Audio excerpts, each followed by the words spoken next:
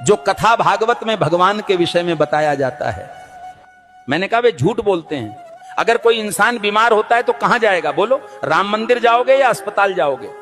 कहते हैं गाय का गोबर खाने से कैंसर ठीक होता है, तो बताओ भक्तों, इलाज के लिए विदेश क्यों जाते हो? समझो जरा। ये सब हम लोगों को भगवान के नाम पर गुमराह कर रखा है।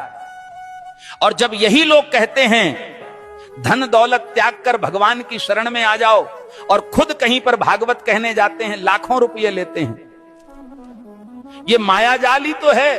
भगवान की शरण में जाने का मतलब यह थोड़ी है कि अपने शरीर का ध्यान छोड़ दो। जो शरीर भगवान ने दिया है उसकी सेवा भी तो ईश्वर सेवा है। जब बुखार आता है तब राम की जगह दवा ढूंढते हो। जब जीवन भर की परेशानी हो तब बाबा का झूठा गोबर इलाज क्यों बन जाता है? गाय पूज्य है, इसमें कोई दो राय नहीं, पर यह कहना कि गोबर खाने से कैंसर ठीक हो जाएगा, यह विज्ञान नहीं, धोखा है।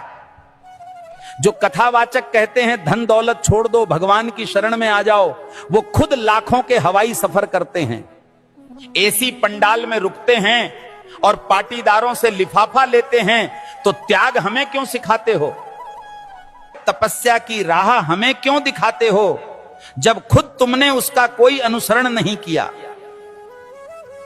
भगवान के नाम पर डर बेचकर जो अपने महल खड़े करते हैं वो संत नहीं, व्यापारी हैं। सच्ची भक्ति वो है जो आंखें खोलती है, ना कि आंखें बंद करवाती है।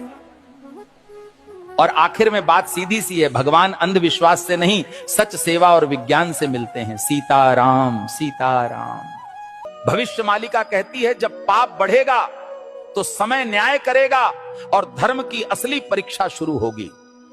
2032 से सत्य युग का आरंभ होगा, लेकिन उससे पहले पूरी धरती हिलेगी। प्यारे भक्तों, 2 सूरज दिखेंगे आकाश में, पर उनमें से एक सूरज नहीं, विनाश का दूत होगा। बंगाल की खाड़ी में गिरेगा अग्निपिंड और समंदर उठकर धरती को लील जाएगा। 7 रात तक सूरज नहीं उगेगा, चांद नहीं दिखेगा, बस अंधकार होगा और भय। जिसे तुम प्राकृतिक आपदा कहोगे, तीसरा विश्व युद्ध दस्तक दे चुका है। शब्द नहीं अब शस्त्र बोलेंगे। भारत पर हमला होगा, परंतु धर्म की धरती कभी झुकेगी नहीं, क्योंकि भगवान कल्कि का अवतार होगा। जो शरण में आएगा बच जाएगा, जो अभिमान में रहेगा मिट जाएगा। प्यारे भक्तों, भविष्य मालिका चेतावनी नहीं, ये वक्त की आवाज है। जो सुन लेगा वही कल को देख पाएगा। धर्म अब उपदेश से नहीं बचेगा, धर्म बचेगा तो तुम्हारे कर्म और श्रद्धा से। जो अब भी सो रहे हैं, समय उन्हें जगाएगा नहीं, बल्कि बहा देगा इतिहास की धूल में। अब भी समय है भक्तों, या तो धर्म के साथ खड़े हो जाओ या अधर्म के साथ डूब जाओ। कल सऊदी अरब में आयोजित मेरे सत्संग के दौरान एक भक्त ने मुझसे एक दुखद प्रश्न किया। भक्त ने प्रश्न किया, गुरुजी, क्या राखी बांधने से बड़ी बात यह नहीं कि हर औरत को बहन समझा जाए? अरे मूर्खों, राखी के धागे पर इज्जत की एक्टिंग करते हो और बाकी दिन उसी इज्जत को आंखों से नोचते हो।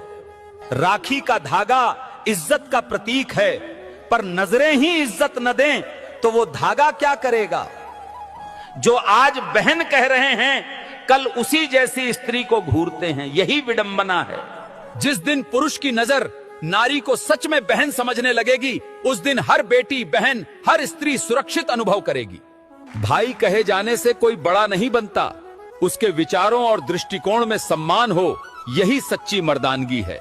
राखी की रस्म निभाना सरल है, पर नीयत की सफाई असली परीक्षा है।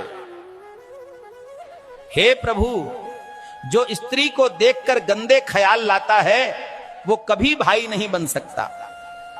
हर लड़की बहन जैसी लगे, ये सिर्फ कह देने से नहीं होता, जब तक मन से उसे बहन समझा न जाए। राखी कोई ताबीज नहीं है, ये चेतावनी है सोच को पवित्र करने की और नारी को नजर से नहीं सम्मान से देखने की। जिस पुरुष की मर्दानगी किसी नारी की रक्षा न कर सके, वो राखी के धागे का भी हकदार नहीं होता। राम के भक्त हो या डर के गुलाम, शर्म करो। हनुमान जी ने रावण को जला दिया, तुम आंख फड़कने से कांपते हो। अगर आज हनुमान जी को कुछ कहना होता